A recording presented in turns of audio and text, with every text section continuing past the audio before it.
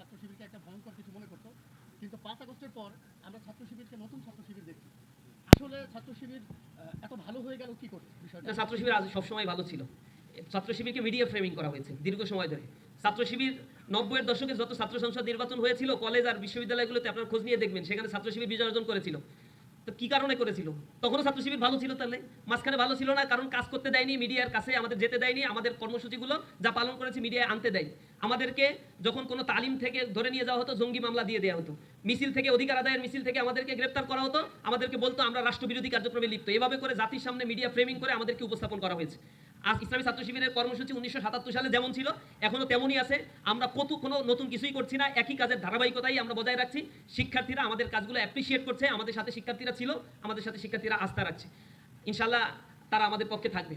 আরেকটা বিষয় হচ্ছে, ইসলামী ছাত্র শিবির আগামীতে গণভোট যেটা অনুষ্ঠিত হতে যাচ্ছে তার পক্ষে দেশব্যাপী ক্যাম্পেইনে সক্রিয় ভূমিকাও পালন করবে। শিক্ষার্থীদের সাথে নিয়ে বাংলাদেশের প্রত্যন্ত উপজেলা পর্যন্ত, গ্রাম পর্যায় পর্যন্ত আমরা হ্যাঁ ভোটের পক্ষে ক্যাম্পেইন পরিচালনা করব শিক্ষার্থীদের সাথে নিয়ে। আপনারা দেখতে পাবেন ইসলামী ছাত্র শিবিরকে শিক্ষার্থীরা কত বেশি পছন্দ করে, ছাত্র শিবিরের সাথে শিক্ষার্থীরা কিভাবে থেকে কার্যক্রমে অংশগ্রহণ করছে।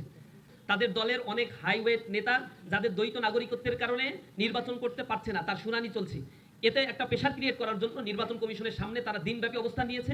আজকেও কিছু শুনানি আছে, এই কারণে আজকেও তারা এখানে অবস্থান নেবে। আর মিডিয়ার দৃষ্টি ফেরানোর জন্য তারা সাকসুই নির্বাচনকে ইস্যু করেছে, এটা জাতীয় ইস্যু বানানোর চেষ্টা করছে। কোর্টে তাদের পরিকল্পিত রিট তারা দায়ের করেছে যাতে নির্বাচন বানচাল করে এবং রাস্তায় ছাত্ররা নামে, পুরো মিডিয়া হাইপটা যেন সেদিকে থাকে। আর ওদিকে তাদের যে দ্বৈত নাগরিকত্ব এবং ঋণ খেলাপির কারণে যাদের নাগরিক প্রার্থিতা বাতিল হয়েছে, সেগুলো যেন অনায়াসে তারা প্রেশার ক্রিয়েট করে ফিরিয়ে নিয়ে আসতে পারে।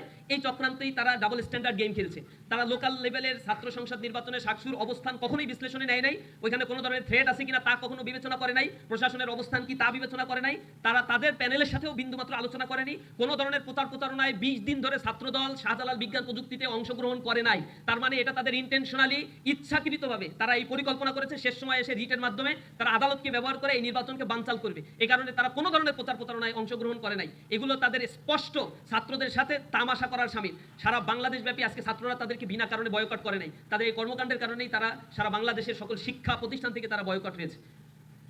আপনাদের সবাইকে অসংখ্য ধন্যবাদ জানাচ্ছি। আসসালামু আলাইকুম ওয়া রাহমাতুল্লাহ।